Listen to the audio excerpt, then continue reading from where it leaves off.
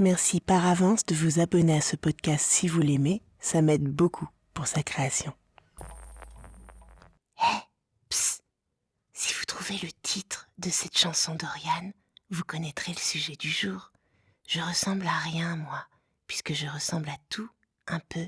Le bec, les palmes et puis les œufs. Les griffes, la dalle et puis le feu.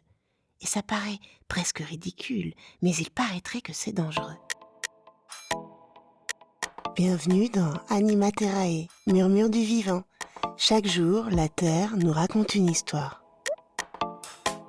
Je suis Flore. J'aime contempler la nature, chercher à la comprendre et partager ce bonheur immense. Bonjour vous. Fermez les yeux un instant et imaginez qu'un ornithorynque prenne la plume pour nous écrire. Voici sa lettre. Chers humains, depuis plus de 2 siècles, vous m'observez comme une anomalie. Quand mes premiers semblables empaillés ont débarqué en Angleterre, à Londres, à la fin du XVIIIe siècle, vos savants ont cru à une supercherie. Ils ont scruté mon bec à la recherche de coutures, persuadés qu'un farceur avait assemblé un canard et un castor. D'ailleurs, vous m'appelez en anglais Duckbill Platypus, littéralement pied plat au bec de canard. Avouez que ce n'était pas le plus chaleureux des accueils. J'aurais préféré rester dans la discrétion de mes rivières d'Australie et de Tasmanie, plutôt que d'être scruté sous toutes les coutures par vos savants. C'est là que je vis encore. Je creuse des galeries, je plonge, je remonte à la surface, seulement pour respirer le temps d'un soupir. Je préfère la nuit, quand vos regards se détournent. Mes pattes avant me servent de rame, mes pattes arrière de gouvernail. Je file dans l'eau en silence. On me classe désormais quasi menacée. Pollution, sécheresse, barrages, prédateurs importés, chaque saison fragilise un peu plus ma lignée. Vous me croyez insaisissable ? C'est vrai. Vous ne me verrez pas dans vos zoos européens ou américains. Seuls quelques établissements australiens, Taronga à Sydney, Melbourne, Hillsville, parviennent à recréer mon univers. Ailleurs, inutile de chercher, je ne me montre pas. On se plaît à me dire paradoxal. Mammifère mais ovipare, je ponds 1 à 3 œufs que je couve une dizaine de jours, serrés dans un nid tapissé de feuilles.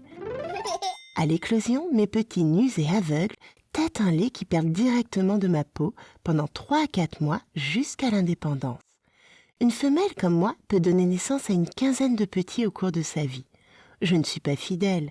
Nous nous croisons une saison, puis chacun poursuit sa route. Goodbye. Mon bec est une antenne. Je ferme mes yeux sous l'eau, je laisse mes nerfs capter les signaux électriques des proies invisibles. Je stocke mes vers, mes larves et mes petits crustacés dans des poches de joues et je mâche en surface. Quant à l'éperon venimeux que le mâle uniquement porte à la patte arrière, il n'est pas mortel. Mais son venin déclenche une douleur si intense qu'aucun antidouleur classique ne le soulage. On s'en souvient longtemps. Mes fossiles racontent une autre histoire.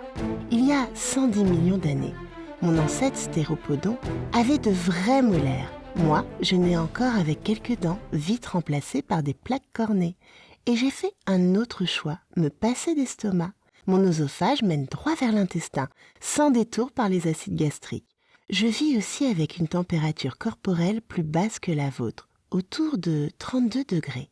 Une curiosité supplémentaire parmi tant d'autres. Je ne suis pas immortelle. Dans la nature, je vis en moyenne 10 à 12 ans.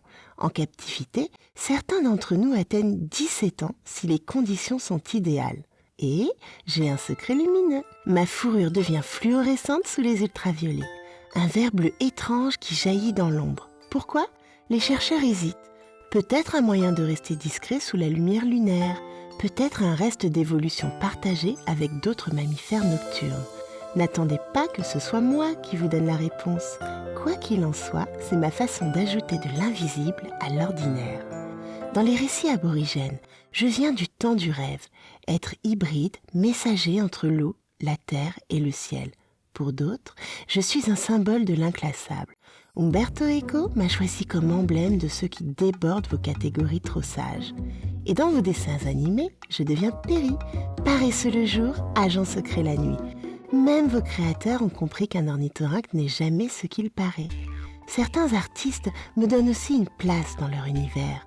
L'Australienne Mélanie Ava, par exemple, m'a peint entourée d'ondulations bleues et vertes, motifs inspirés de la tradition aborigène, comme si mes nageoires laissaient une trace vibrante dans l'eau. Et si vous cherchez une utilité à mon existence, sachez que je rends un service discret. En régulant les insectes et invertébrés aquatiques, je garde l'équilibre de mes rivières. Alors, plutôt que de me réduire à une curiosité, considérez-moi comme une invitation.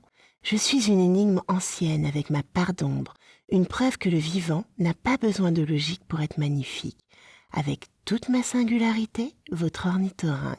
Et nous, dans le prochain épisode, nous suivrons les lucioles, ces éclats minuscules qui font vaciller l'ombre et rappellent que la nuit aussi a ses secrets.